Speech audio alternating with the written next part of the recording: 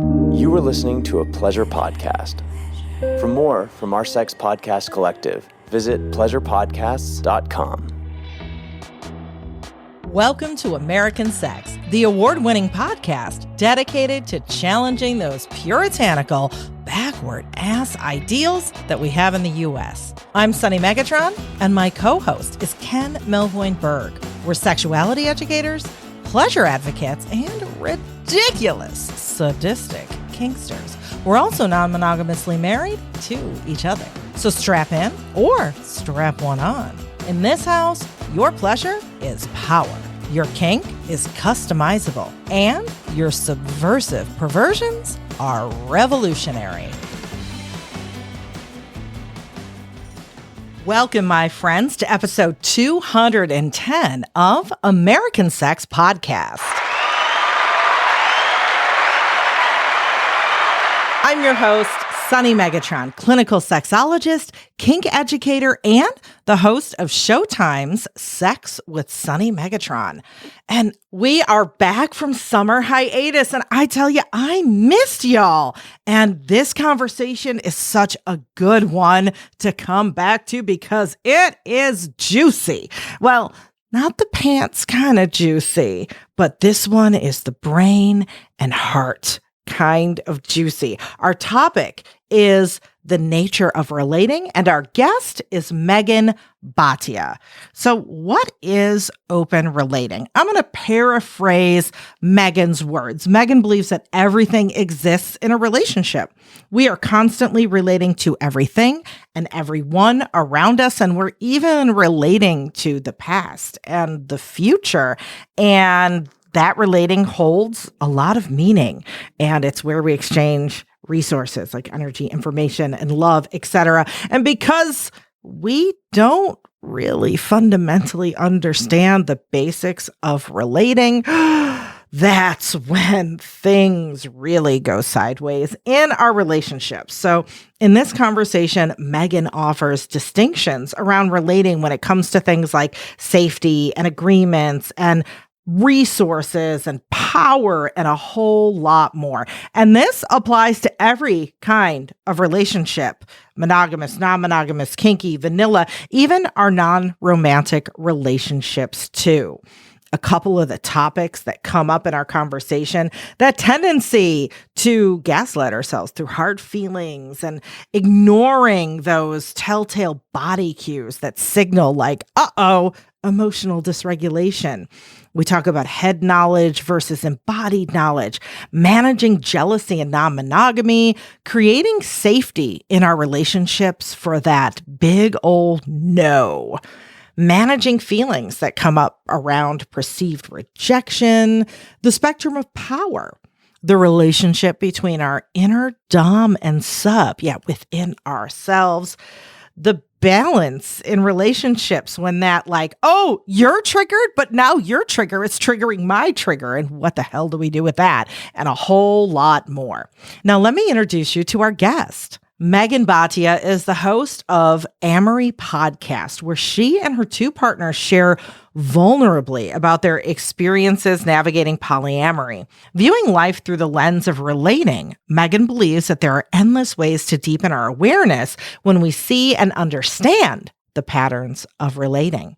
She now works with people one-on-one and in groups to develop healthy, loving relationships, starting with themselves.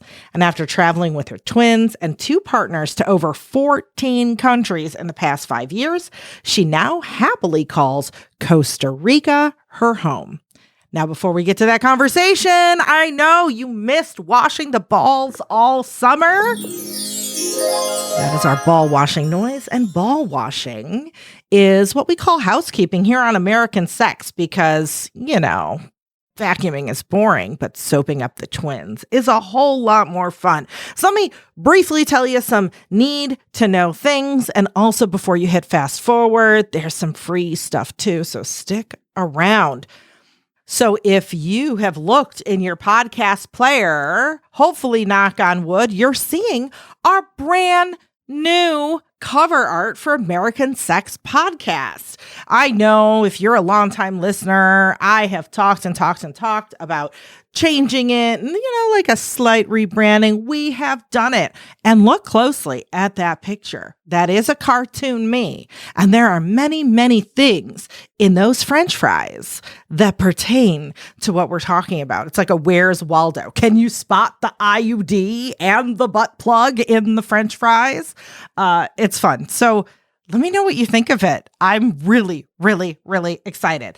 Now, secondly, on a more personal note, I know you've been trying to keep up with what's been going on in our lives, myself and Ken and our family. And yeah, we're moving to Portugal, specifically the Azores Islands. And over the summer, we've gotten a lot accomplished. We are full steam ahead. And if you are at all familiar with relocating to another country, as our guest Megan is, because, 14 countries in 5 years and Costa Rica, I role model, because this is I have palpitations every darn day. It's a lot. It feels very flyby and seat of your pants. And, there's waiting on visas and all this paperwork and these bureaucratic dominoes that have to line up just right, and you try not to make them fall down. And then affording it all. We're doing this on a tight budget, y'all. It is a lot. So much. And all while just the regular shit show of everyday life is occurring simultaneously, which is, it's been a little hectic. It's a lot. So we're hoping around the new year, give or take, we'll be on our way. And yes, this is still going to be American Sex Podcast, because the influence of our culture and what is going on in the world right now has a hell of a lot to do with everything. And hey, I've spent 52 years in this pot of ridiculousness. So that's not going away anytime soon. If the timing works out, that will coincide with our regular winter break here on American Sex Podcast. So as we move closer to all of this happening, you'll hear a little bit more about it here. And I may do some other social media or Patreon stuff or something somewhere else for those of you who are really, really interested. Now, secondly, a few reminders. Right, that American Sex has a kink-friendly Discord server where you can continue these eye-opening, shame-free conversations and learn from others. And of course, it's free to join. Plus, I have got free kink negotiation and scene starter mini workbook for you too that you can just go download, totally free. And where do you get all those? The links are in our episode show notes, aka the description and whatever podcast player you're listening to, because I know you're looking at it right now because you're like, ooh, I want to see the new artwork. And when you look at those links, you'll see the links to our episode sponsors and discounts on pleasure products and BDSM gear and all of Megan's links and a bunch of other stuff, the link to our Patreon page, yada, yada, yada, yada. So go over and check that out. And if you're like, I really like this podcast, I like your work, etc. One, thank you. And two, you know what you could do that would be absolutely amazing? Give this podcast a review in whatever streaming service you are listening to right now. And if you haven't hit that subscribe button, go ahead and do it. Of course, your support is always appreciated because, censorship and suppression of anything sex related on social media and all sorts of different platforms make life hard for people like me. So if you appreciate my work in American Sex, tell your friends, tweet out your favorite episode, etc. Okay, so here we go. These balls are clean. So a whole summer's worth of ball washing and one quick little intro. And now here is Megan Bhatia and me talking about the nature of relating, or AKA, oh my God, humaning is complicated. Enjoy.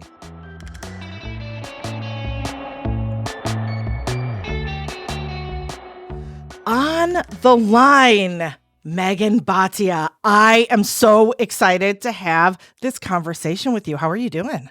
I'm great. I get to talk to you again. I know. know. My day is already fantastic. Oh, yeah. We met, just like background for those listening, which we call our listeners American fuckers because it's American Sex Podcast. For American fuckers listening, Megan and I just met not that long ago recording an episode for my other podcast that I host with therapist Kate Laree, which is Open Deeply. And like our conversation was just so good and so juicy and so like my brain was lighting up like, oh, so we're like, we have to do this again. So American fuckers, welcome to again. You get to do it with us. So open relating is what we're going to talk about. And there is so much. Now, you had like briefly said for open relating, you believe everything exists in a relationship. And so do I, like, you know, and that I'm going to paraphrase, we fuck that up a lot because we're humans and we don't really know how to do, and it's not our fault. Like society has conditioned us to, you know, we're all messed up. We're trying to heal from it. So let's get into that. Just give me your premise of what is the nature of relating between humans? Why is it so important? And why do we kind of, you know, screw it up? Oh my God. How long do we have? It's I know, such right? a juicy question. I love that you use the word juicy. Oh, okay. So in summary, Sunny, how I view relating is, I mean, we are born with nervous systems that connect with other human beings. We are wired to connect. Our bodies are wired to connect, our hearts, minds, like we are a social creature. So we are at the most fundamental level built to relate. Mm-hmm. The crazy part about it is that our social structure right now is really so monogamous, like that paradigm is so set. And we really don't have a choice in the way that we relate romantically. We have maybe more options in friendships and family dynamics, but when romantic love is considered or concerned, we really have one script. And I think that that's what fucks us up, actually. Yeah. Because when you only have one option, you actually don't have an option. And so what I view open relating is, to me, it's the whole expansion of possibility into how you could set up relationship structures to connect with more people. And really, it's all about agreements. Like, it's not super sexy stuff. It's like, you know, it's agreements. It's like, hey, do you agree to this? Do I agree to this? Great. Like, let's do that. But we need to empower ourselves. And so we have to get out of just that mononormative script of like, you are only allowed to love one person, have sex with one person. When you get married, like that's it. No other options. Mm-hmm. And so 5 years ago, I started off on this crazy adventure with my husband and we opened up our relationship, and there's been a whole bunch of learning. I'm also a mom too. So that's usually the question of like, but what about your kids? My kids are cool, healthy. They're great. We talk about relating.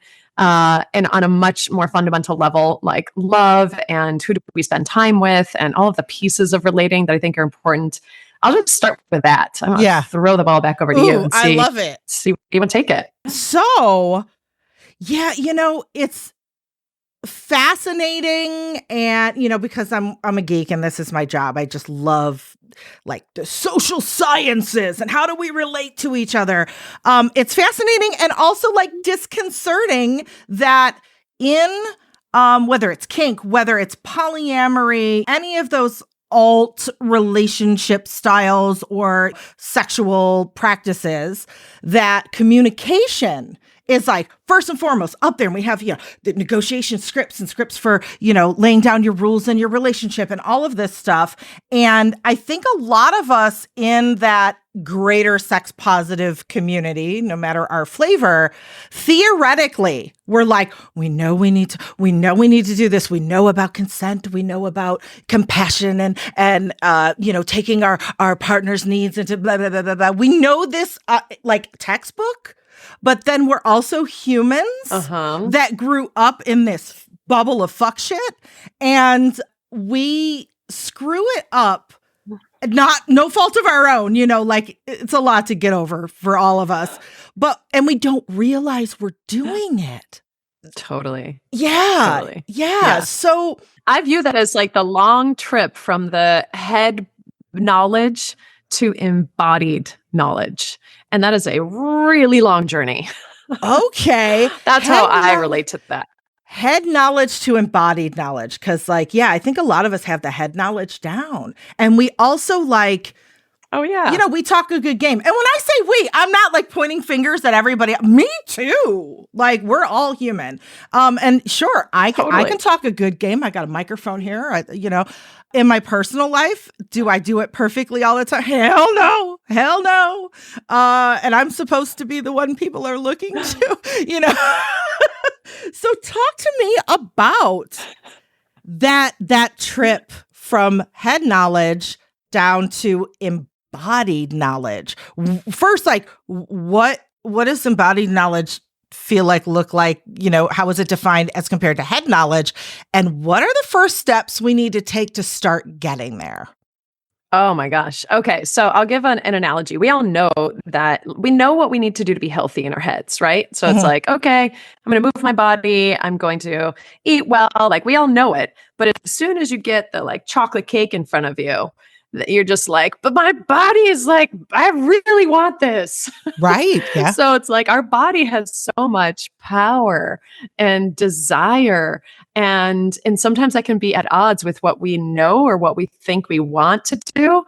And so the way I can relate it to is like, if you realize you don't feel good after you eat a lot of sugar or whatever, you're going to be like, oh, wait, hold on. I ate that last time. That didn't feel that good. So I'm going to make a different choice. And so not me, but like cookies. I have a problem with cookies. Anyway, keep going.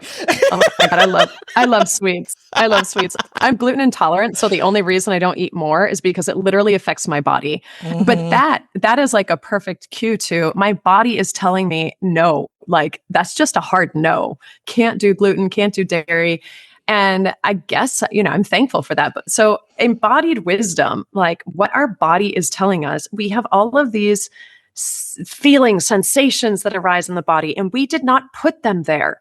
They arise, Right. So the way I relate to it is I'm just gaslighting myself. If I'm ignoring, shooting on myself, telling myself I shouldn't feel how I feel how I feel. Mm-hmm. You feel how you feel.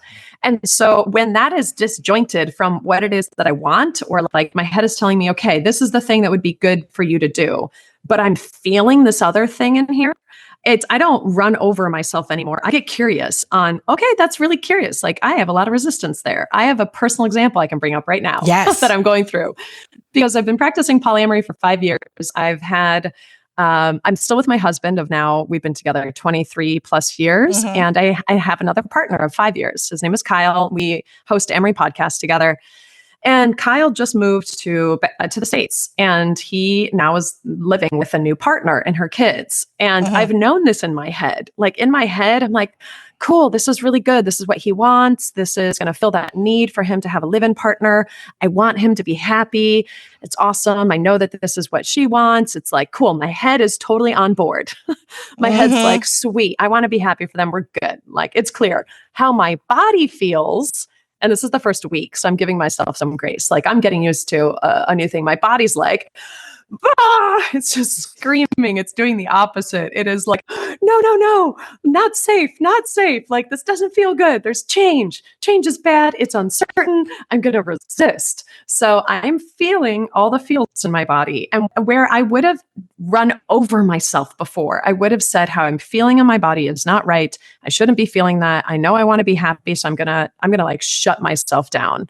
Yeah. Run over my own feelings. That's like gaslighting myself. I'm super good at that. I've been doing like 2 decades of gaslighting myself.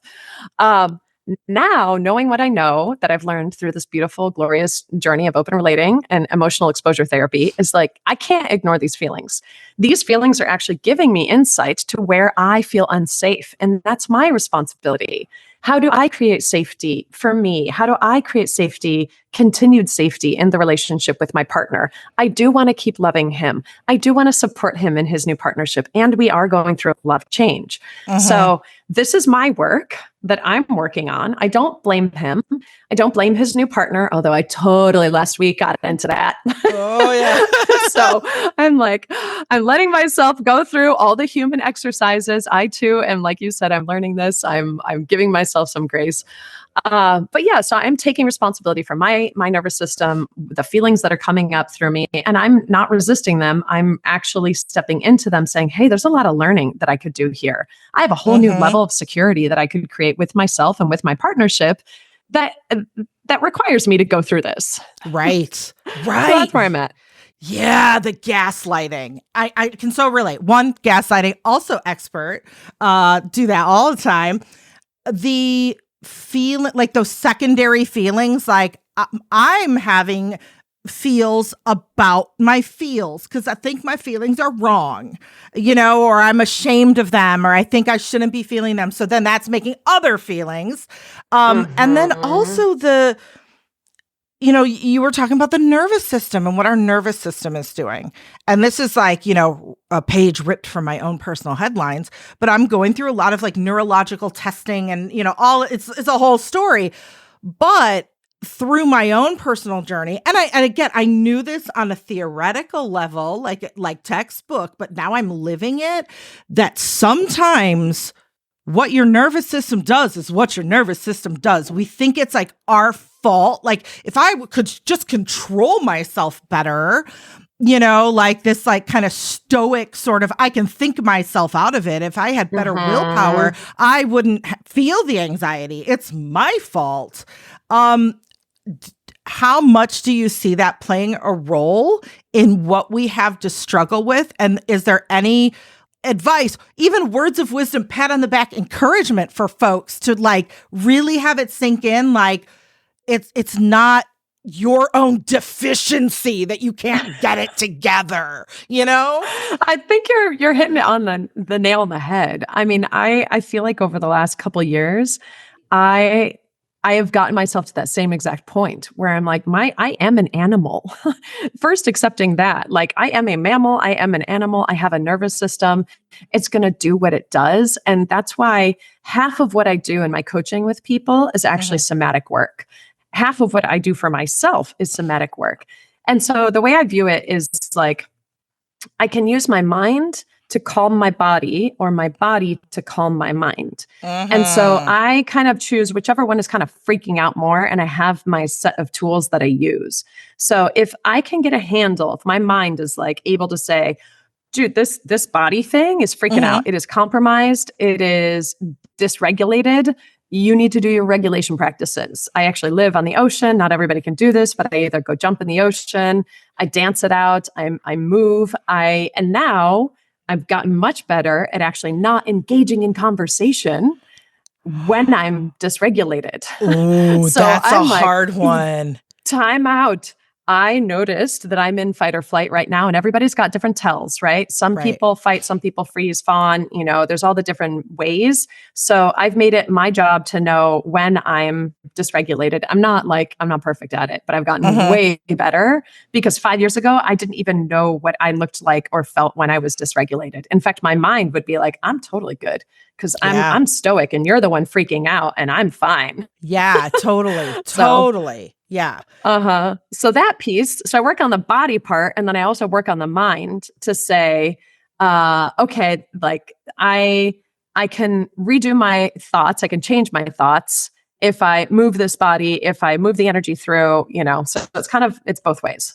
Okay. Yeah. And it's so funny because like this for me, I mean, it's been a constant theme for a very long time, but even in the last few days, there's so many little like synergistic things in my own life that have come up around this. And each time, something slaps me upside the head, I realize like, holy moly, so many of us are walking around in very emotionally dysregulated states. And again, like this is no fault of our own because society has conditioned us to like, that's an admirable thing. You're going to act impulsively with your emotions. You're going to show your jealousy. It's passion. It's, and it's like, we are encouraged to like, that's when we should act. That's when we should talk to our partner about the cap off the toothpaste. I don't know, whatever. And so it's like, not only do we have the challenge of like recognizing this is a thing, but then like unlearning all of the reinforcement Mhm. we've had that's like, well, this is how you're supposed to act. This is how, and who is it a trip? And like these things, I feel like we're talking about the prerequisites to the relationship agreements and the communication with a partner, because you got to get your own house in order before you Mhm. can not only, effectively communicate and know your regulation or dysregulation, but also like have compassion for your partners and all of that stuff. But then that brings up the question or the situations that I see sometimes, which is, well, if we're all responsible for our own feelings and regulate our own nervous system, if you're mad about this thing that I did that I think is just perfectly natural and I don't know why you're mad, you go figure it out. It's not my problem. I didn't cause this. Okay, so it's like, uh, kind of, but I see that being misappropriated a lot. So let's talk Yeah. about that. Yeah. Yeah, it's like, where's that line of responsibility? But that's where the relationship comes into play, because every action that we have is going to impact people around us. It Yeah. just is. And so, yeah, if from a totally detached state, you could say, well, you're triggered, so you've got to go deal with that. But if I want a relationship with you and you were triggered when I do this, it impacts me Yeah. directly. So, I mean, that's where the relationship agreements come up. If your partner's not willing to work with you around a triggered state, they're not creating a safe space for you to actually work through that trigger so that you can heal that, so that you don't Right. continuously get triggered there. And that sometimes requires, most of the time requires like pulling back from the situation that is triggering you. So that might mean asking your partner to not do or do certain things. That might mean meeting in the middle. That's the juicy relationship part. And that's where we have to empower ourselves to make these agreements, to say, I'm getting triggered when you do this. I understand that. I'm totally working through my trigger and I need a boundary right now. So I'm going to go back to my personal situation because I feel like people can probably relate to that. So my partner's living with a new partner. It's like 0 to 60. It's 0 to 100. They weren't living together here in Costa Rica. They are now. There was like a graduated kind of relationship progression. It was like, bam, okay. Right. So that is triggering me because I'm still working through some pieces of where's the safety in our relationship? Right. How is this impacting me? So I'm realizing that I'm actually not a safe place for him if he needs to talk about that relationship. I'm not safe because I'm compromised. And so if he shares anything that's like, I'm struggling with this is harder than I thought. I, in my compromised state, would be like, told you so, blah, blah, blah. I'm going to say some stuff that I don't want to say. I'm going to be a person I don't want to be. So in my compromised state, I've asked him to say, can we not talk about that part of your life right now? While I'm getting used to and digesting the fact that you're now living together and you're getting into a new flow, I'm not going to be a safe space to hold emotional space for you. If you need to process anything, please have other people in your life that you can go to for that. Because if you come to me with it, I'm going to use it as ammunition for my current story. Yes. And I don't want to be that partner. I don't. I know what partner I want to be. My head knowledge is like, Megan, you want to be the type of partner that is loving and supportive and can make space for your partner to have new experiences. This is why like working through jealousy can be so crazy, because we do get very emotionally triggered. We might have a version of ourselves that's like, oh, but I don't want to be jealous, but I do feel jealous. Why? Oh, because that's making me feel afraid or unsafe in these certain circumstances. So I'm literally using my own medicine and saying, I need to create boundaries so that I'm not the person that I don't want to be in that relationship. I'm working through my stuff and I trust that I'll get there, whether or not it takes a week or a month or 6 months, like it's going to take the amount of time that it takes. And I know that I'll do the work and I trust that. And I'm telling him like, hey, this is a boundary, a current boundary for right now. It'll shift, but this is what I need right now to keep my heart open and show up in a relationship the way that I want to. So, and he's willing to meet me there. So although he's saying he could look at me and say, well, it's your issue. You're getting triggered. It's not my fault, whatever. Like I don't have to do anything different. I'm just going to keep doing what I'm doing, sharing what I'm sharing. He could, but then what other choices would I have? I would have to pull away. It would like leave me not a lot of choice. I would just be like, oh, okay, well then I guess the relationship's over, or I can't talk to you now for the next couple weeks. So he's meeting me and he's not owning my triggered state as his, but we're creating agreements. And this is why, there's like a lot to talk about in there. Yeah. Yeah. And you said one thing that I think really needs highlighting is, I talked before about like how this is your problem, that's not my problem, gets like misappropriated sometimes by people who are abusive or manipulative, or sometimes like by somebody who is trying to act in good faith, just like this isn't, doesn't realize like, nah, this is not gonna. And when you said, I can't talk about this right now. And this is something I tend to see in folks, and folks includes myself at some points in my life, that it's not that I can't talk about it right now because I recognize that my path on self-growth is fluid and ever-changing, and our relationship is fluid and ever-changing. We think in binaries. Like, I can't handle it. I can never handle it. Never talk to me about this for the rest of your life. And that's a hard balance for people to say, like, okay, I need some space right now, but I'm working on stuff. And like, I don't know, maybe our agreements are we'll like touch base on it and like slowly peel back that onion as I take off my training wheels sort of thing. And then on the flip side of that, another part of this is like, if someone says to me, I can't talk about this, even if they add the right now, I'm going to internalize that as like, you asshole, you're rejecting me. You're never going to want, what do you mean I can never talk about this ever? Even though you said right now and you're like, doing it in good faith and actually doing it, I'm hearing something different because of my own projection and my own shit and my own, the way I've been treated in the past, whatever it is. So how do we get to that, not only giving and living the right now, or receiving the right now? Talk to me about that. Oh my gosh. Well, you brought it up. You said, I feel rejected. So the no that you're hearing for a certain request, when you take it as you, like you inherently, you as a person are receiving the no, that's when rejection comes up. But if you take it as this particular ask, this question, this request is a no right now. You're not rejecting me, you're rejecting the request. There's no personal thing there. I like separate it out.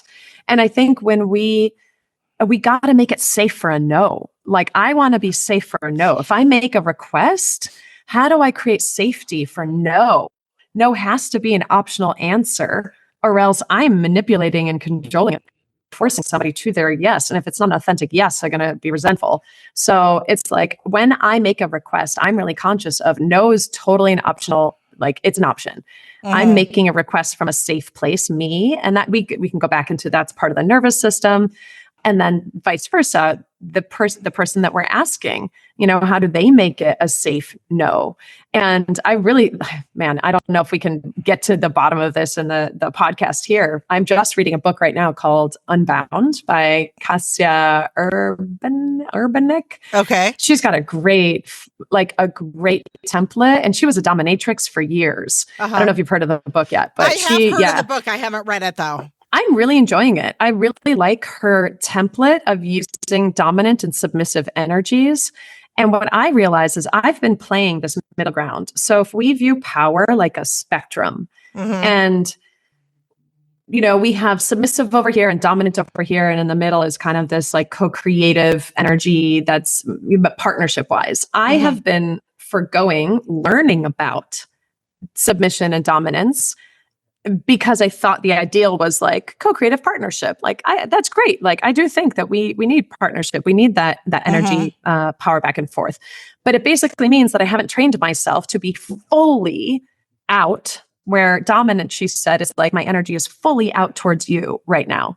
And submissive would be like, oh, my energy is so in, like I'm really in touch with what's happening inside of me.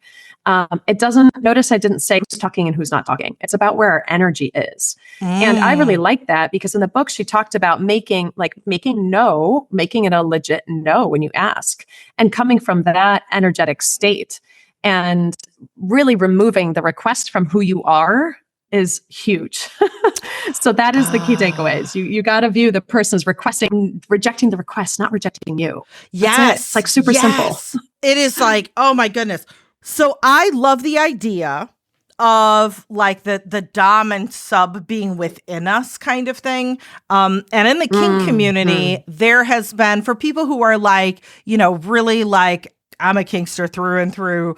There are some folks that do what's called self-collaring.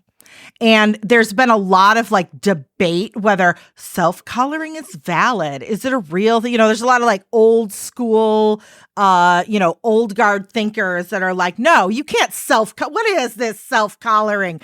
And to me, it's exactly what you are talking about. Like you are your dom and you are your sub and you are working on your own shit.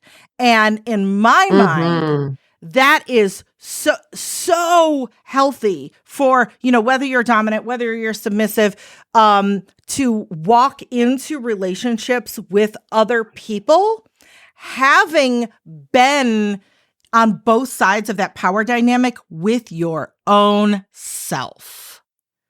Oh my God. Yeah. And we do it every day, all the time. We have an inner critic. We have an inner dominatrix, whatever that is. It's like the one that likes to flog us when we feel like we do something bad. And we have the sub pieces. I mean, they're all just parts, right? They're parts work. So I think the more that we open up that spectrum of power, the more we have options to choose of like, where do I want to be on this spectrum?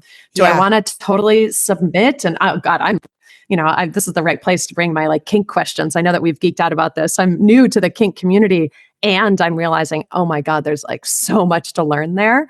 I'm realizing that there's like a big part of me that craves to like fully let go, like fully release into a situation, into whatever it is, into a sexual experience, into a relationship. And there's still like a little part of me that's like hanging on. That's like, no, I'm not letting go of the wheel. Like, I'm not going to do that. So yeah, like, okay, what's there? I'm so curious. Yeah, it's hard. It is hard. Like I started out submissive, because I think just because like, well, I'm a woman and the social script says I should be submissive. And then I was like, so now I consider myself mostly on the dominant side, but I'm open-minded. I'm it's like, yeah. But yeah, that to me, I have a deep admiration for submissives and people in the submissive role that can completely let go. Like it, you were talking about the spectrum of power, and it's very multifaceted. Like people think power is like, well, the dominant has all the power and the submissive has none. And I think we talked about this on Open Deeply a little bit, that power is a finite resource. If I have power, I am taking it from you. And if you get back power, that means you're taking it from me and I'm the dominant. I'm supposed to have all the power. So now we have a problem.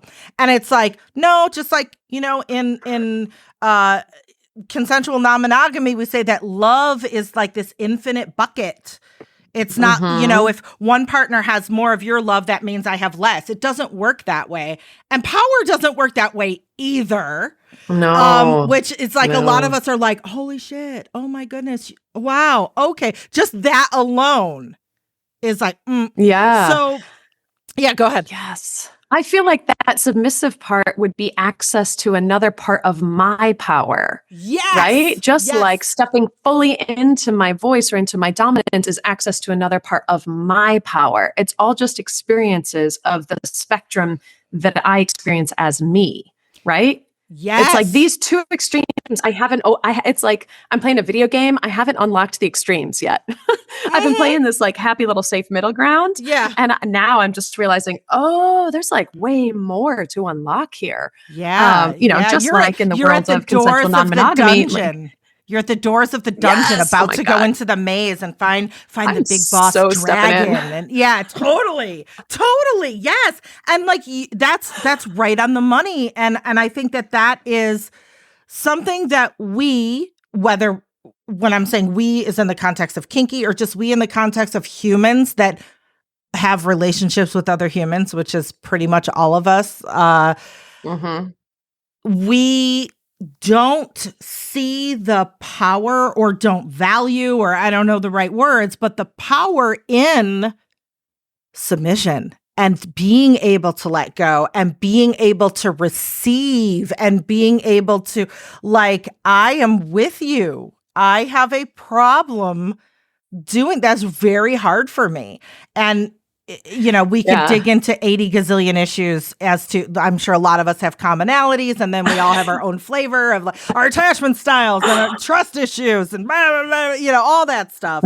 But yeah, that's a huge piece. And so how do you see that showing up with folks? Because you work mainly with folks who are ethically non-monogamous in that realm. How do you see that, I don't know, that maybe subtly finite view of power and maybe not recognizing the power in giving or letting go? How do you see that showing up amongst couples who are non-monogamous?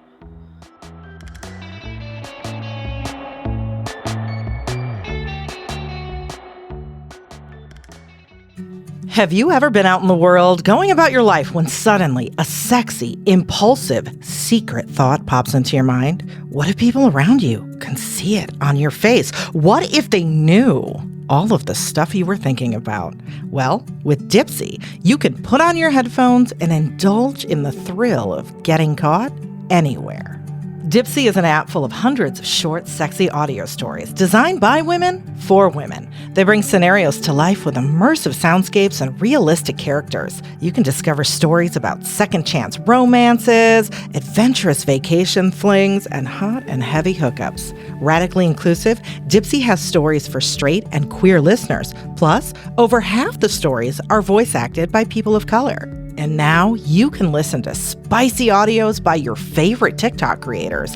They're attentive to your every need, prioritize your pleasure, and have voices that will make you melt. New content is released every week, so in between listening to your favorites again and again, you can always find something new to explore. Dipsy also has soothing sleep stories, wellness sessions, and sexy written stories you can read. Let Dipsy be your go-to place to spice up your me time, explore your fantasies, relax and unwind, or even heat things up with a partner. And for listeners of American Sex Podcast, Dipsy is offering an extended 30-day free trial when you go to dipsystories.com/sunny. That's 30 days of full access for free when you go to dipseastories.com/sunny. That's dipsystories.com/sunny.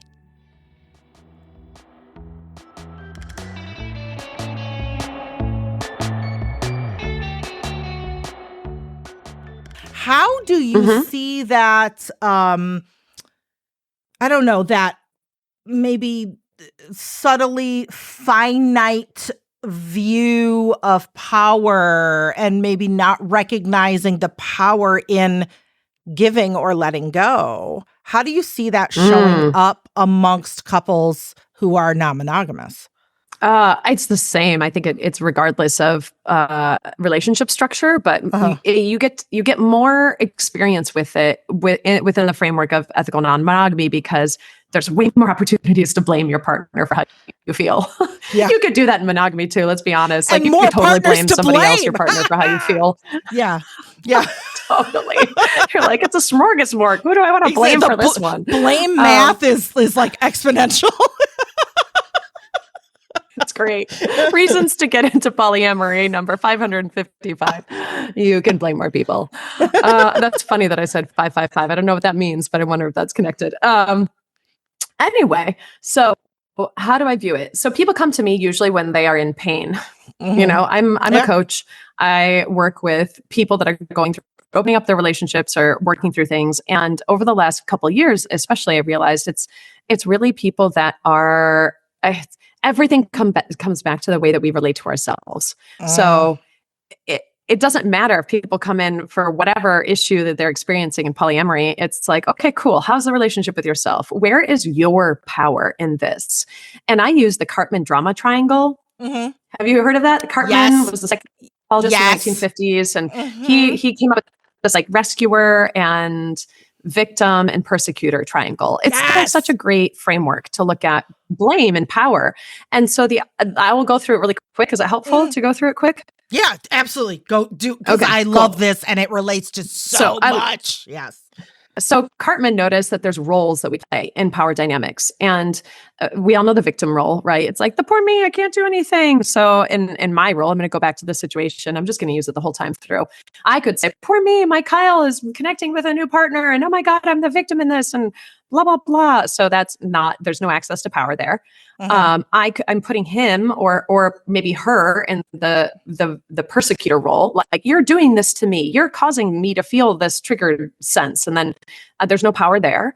And then I could have somebody else, like my new partner, come rescue me from this dynamic that is no longer serving me, or my husband, come rescue me from this dynamic. And, of course, he wants to play the protector role, so that rescuer could fit really well.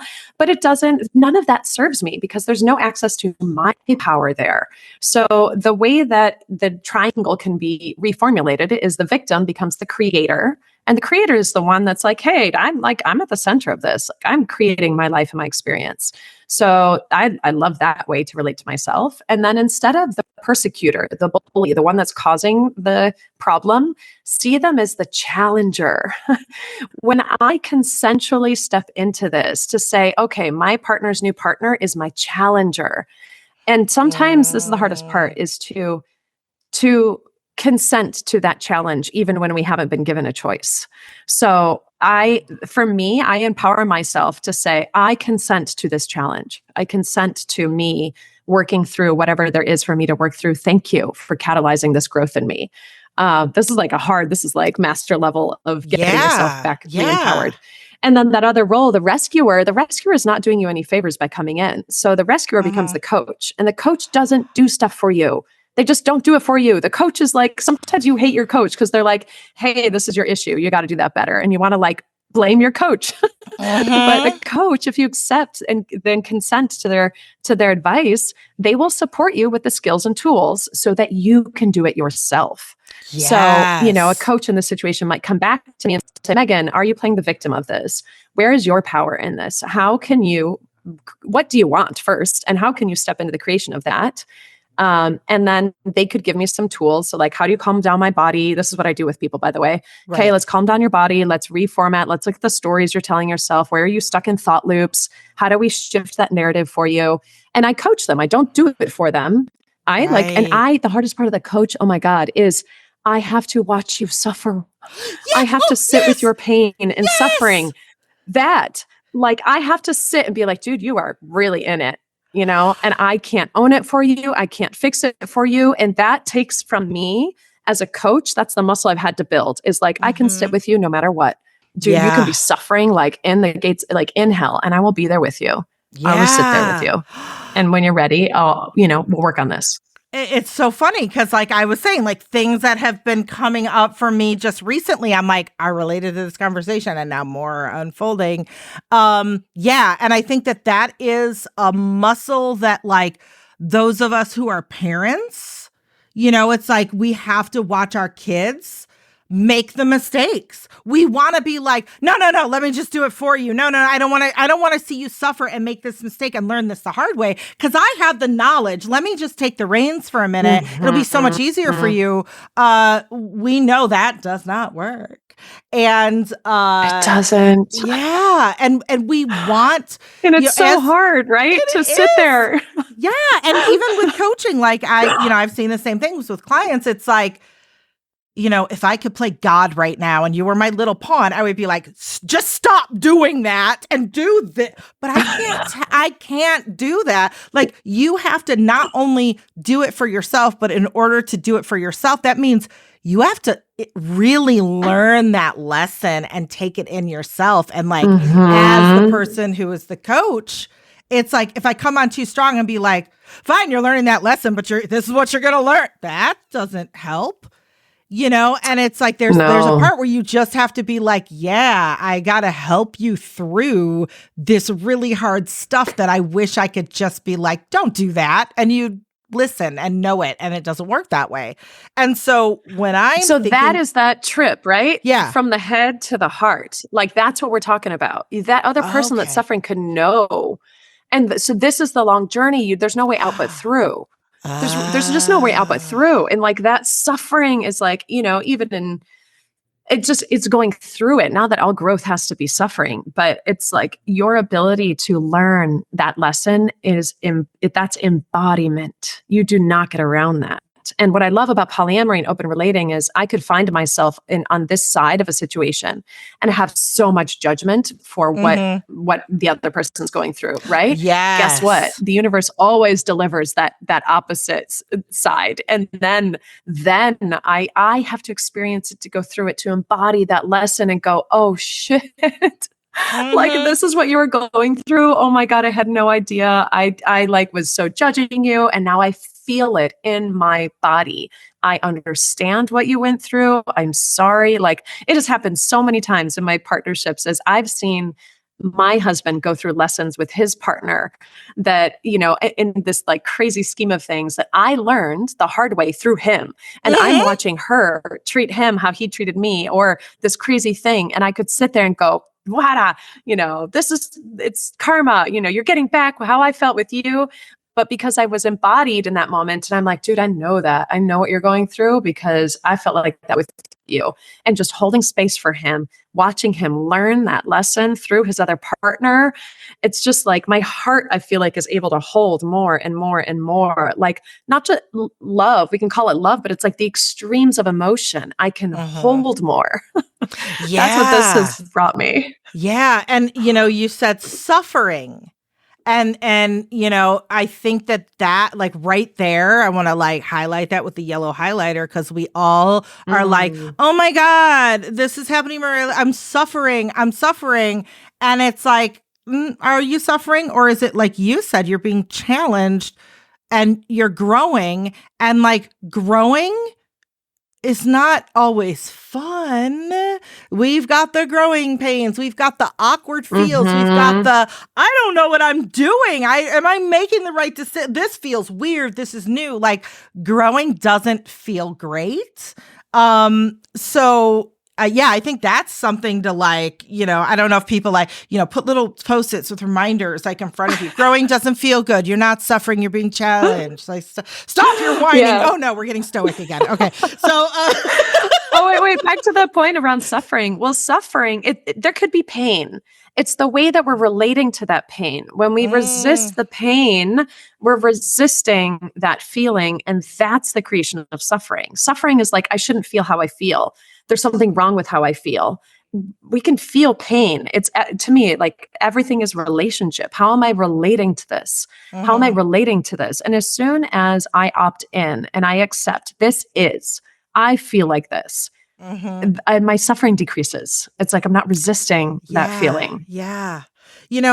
As we move through this conversation and the different scenarios, my mind is like, thinking like a few chess moves ahead or whatever. It's like, like, for instance, in order for me to be a good like coach to my partner, I have to let's say I'm one of those, it's like my own shit, my own like attachment injuries, whatever.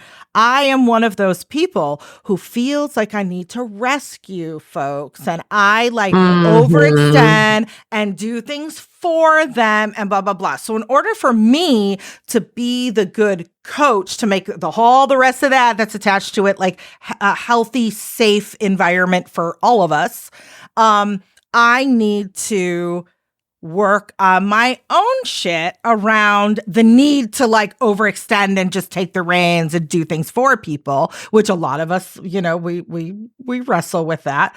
So then, that's just one example. And so many other things we talked about, I'm like, oh, but that requires that partner to be healthy. And that means that they will have had to have worked on their own shit and gone to therapy. And then like all of this is such a tangled web of stuff.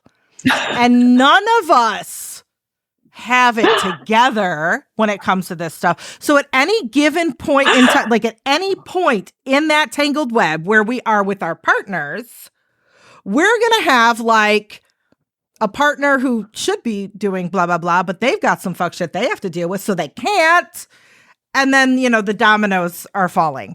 So when we talk about this and when the American fuckers are listening to this, I bet you, we're all like, yeah, totally going to do that. Totally going to be the But when it comes to actually doing it, that is a whole different animal.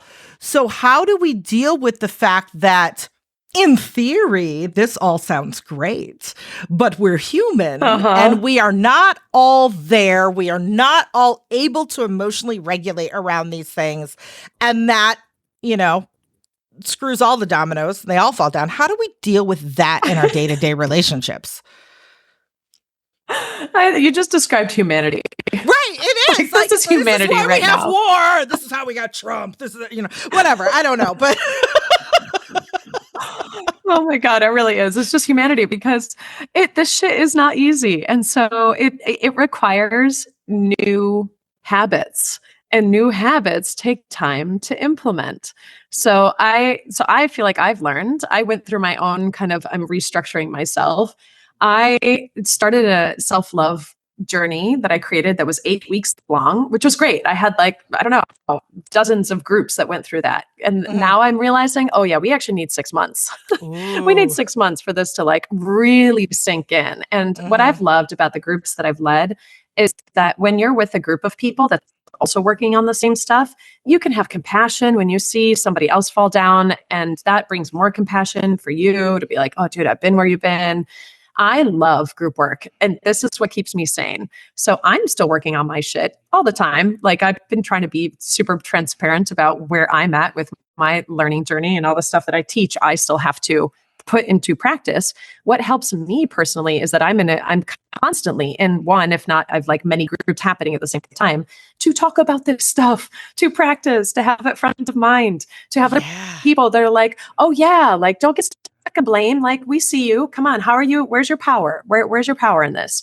So I just keep really awesome people around me, and I invite awesome people who want to learn this stuff, and we go through it. So I think it really has to do with the social circle that we surround ourselves with. Because if you want to learn this stuff, but you're with a group of people that doesn't want to or is not aware, they will keep going in their patterns, which have been your patterns, And so if you're looking for change, you just need social support. So that's what I'm all about these days, is not only one-on-one coaching, but groups of people going through, and then come here to Costa Rica and chill out and have a good time and with a group of people here that are also working on the same stuff. So I'm doing the stuff I want to, which is bringing people together to keep this actively as a conversation in my life. So I keep practicing. Ooh. And I view all of this, I put it under the umbrella of self-love, but I feel like I need a different word because not everybody resonates with that. But it's basically self-awareness, self-acceptance, self-worth, and self-care. Being really aware of yourself and accountable for yourself. And I also teach this stuff at my kids' school. So I figure it took me until I was in my late 30s and 40s until I learned it. And I'm like, how do we need to learn younger. So I work on normalizing emotions with kids, teaching them the skill set. I've literally taught them the Cartman drama triangle. I'm bringing this to the younger kids too. Yeah. That is amazing. Yeah, that's what we need, because like you said, we have, some of us have people in our lives that like aren't here. And I've noticed that like people who aren't there, it is part of our social script to shame and belittle people who are actually doing the self-work that it's like, oh, you have boundaries, you bitch. Yeah. Like, it's really hard when you're surrounded by, whether it's friends, family, whatever, that have that mindset. And then there's the conundrum, and this is where growth is, painful. What do I do with that? Like, how, that opens up a whole nother, reason we should go to therapy. That's another, at least, additional therapy session a week. Like, how do I deal with my toxic family who will never, and like, they're always in my life and up my ass and like working against what I'm doing? How do I handle that? Like, talk about, again, opening up more cans of worms and that tangled web of like dysfunctional fuck shit that we live in. It's a lot. So it's a lot. And it can go the other way. Like if you start working on it, and then if you do have someone that's open in your life, they might, instead of getting like jealous or, look down on you for doing something that they don't think they're capable of, you might have those one or two family members or friends that are like, hey, actually, what are you doing? How are you doing that? So you might actually inspire people. So it could go one of two ways. You never know. You never know. There might be some people that if they have a belief they're not able to do the same thing as you, they're gonna lash out and project at you what they think they're not able to. But then you might have people that are like, oh, dude, I want that too. How do I get that? So it's not all one thing. Oh, good. Because I went negative, like everyone's horrible. And also I think like, you said with the kids are all right. Like Gen Z, maybe not every single, they're not a monolith, but like a lot of Gen Z and even Gen Alpha, like they're coming up now, have their emotional regulation. Is that what the next one's called? Yeah, Gen Alpha. They've got their emotional regulation shit together. Like they are way more self-aware than like, so, hey, talk to grandma, Gen Z and Gen Alpha, like we'll change the world one emotional regulation at a time. Exactly. I don't know. So it's happening. It's happening. That's the world I live in. Oh, I love it. So like, to wrap this up, I would love to know from you, for people who are listening to this, who, let's say they're in a couple, with a romantic partner or whatever, and whether they're monogamous or non-monogamous, because this applies to everybody, right? And they're like, yeah, okay, we've got some dysfunctional patterns here. We want to start working on them. One, where do they start? And two, perfect opportunity to open the door is like, where can they start with you? Do you also have things going on that can help? I have lots going on all the time. But where do they start? I think there's so many resources out there. It doesn't have to be me. I'd love it if it was me. But there's just so many resources for people when you realize that, especially if you can be specific around the place where you're like, oh, that's really triggering me. There's so many resources out there. So as far as me, though, what I've created, free option, I have a free self-love mini course that people can do in about 30 minutes. And it's with exercises and practices and 5 days of emails that get sent out to you. It's super low-hanging fruit. Like if any of that resonates with you, I'm just actually starting a cohort of my self-love journey group next week. I don't know when exactly this will air, but if you're interested in like, if you want a cohort, if you're like, dude, I know that I want support in these areas. I want that social support. I want these practices. I want to build these habits. Reach out to me. I'm sure there'll be a link in the bio for whatever that is. And then, oh my God, come to Costa Rica. I'm hosting a retreat in November 9th to the 14th. It is for people that are in open relationships, curious about open relationships, or open-minded and want relationship tools. And oh my God, it's going to be a blast. This is the second one. It's amazing. We've got somatic experiences, workshops. I have an amazing co-host. Last year it was Kate Laree, which is how you and I know each other. So I'm grateful for Kate. This year it's Dr. Julie Hamilton. Oh, cool. Yeah, it's Costa Rica. I love this country. I'm like, come get your nervous system regulated by putting your feet in the sand, by going in the ocean, like feeling the sunlight, having amazing people around you, all of it. and there's a couple spaces left if you catch me early. Oh, that is amazing. Yeah. And I just like, as we close up, I just want to remind folks that like, or reiterate, because we've said it, that these tools, these approaches, these mindset shifts, whatever the hell you want to call them, aren't just for kinky folks, aren't just for polyamorous folks, they are for everybody. So if you know another human or you're connected to another human, and guess what? If you're listening to us, we're humans, so you're connected to other humans. Like everyone can work on this. And also, like you said, we're all still working. I hate that, like, for SEO purposes, it's like, I'm a kink expert. Okay, sure. That's what people look for. But like, really? No, I'm not. No, I'm not. We're all still works in progress all the time. Expert makes it sound like we've got it mastered. None of us are going to ever get to like the end game of I'm a perfect human. Like it's a work in progress. So, yeah, technically for SEO purposes and, this is why because I love you. Yeah, I guess we're experts, but take that expert word with a grain of salt. Like we're experts in maybe helping you navigate the fuck shit, but we're always learning too. So yes. Yeah.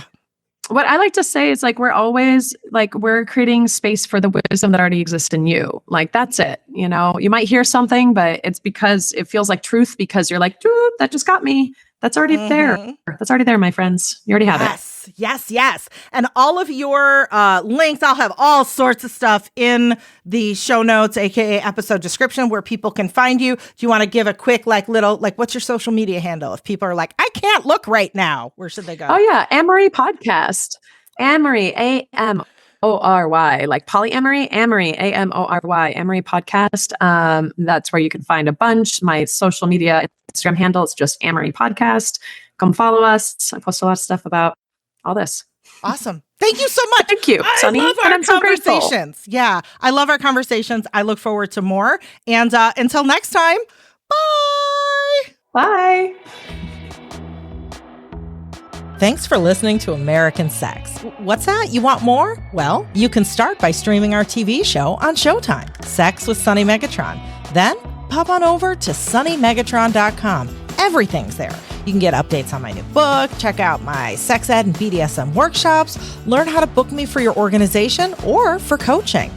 We also want to hang out with you too, right? So come join our Discord community or follow along on TikTok or Instagram, Twitter, all the social media. I'm Sunny Megatron everywhere. And you can catch Ken on Twitter or tune in to his weekly D&D games on Twitch. If you want to support the show, a great way to do that is simply to tell people about it. Make a TikTok or tweet about your favorite part of this episode. Oh, and don't forget to subscribe and leave a review too. And if you're a ride or die American fucker, you're going to want to join our Patreon community. We'll send you official American Fucker stickers, and you'll get a lot more too at patreon.com/AmericanSex. Now, just in case you happen to be one of the few that still has disposable income in this late-stage capitalist hellscape, well, when you're shopping for a new sex toy, BDSM gear, Kink Academy membership, or other things, please patronize our sponsors and affiliates. You'll get a discount, and it helps us too. Win-win. All those links and codes are in our show notes. Thanks, American Fuckers. We appreciate the heck out of you. See you next time.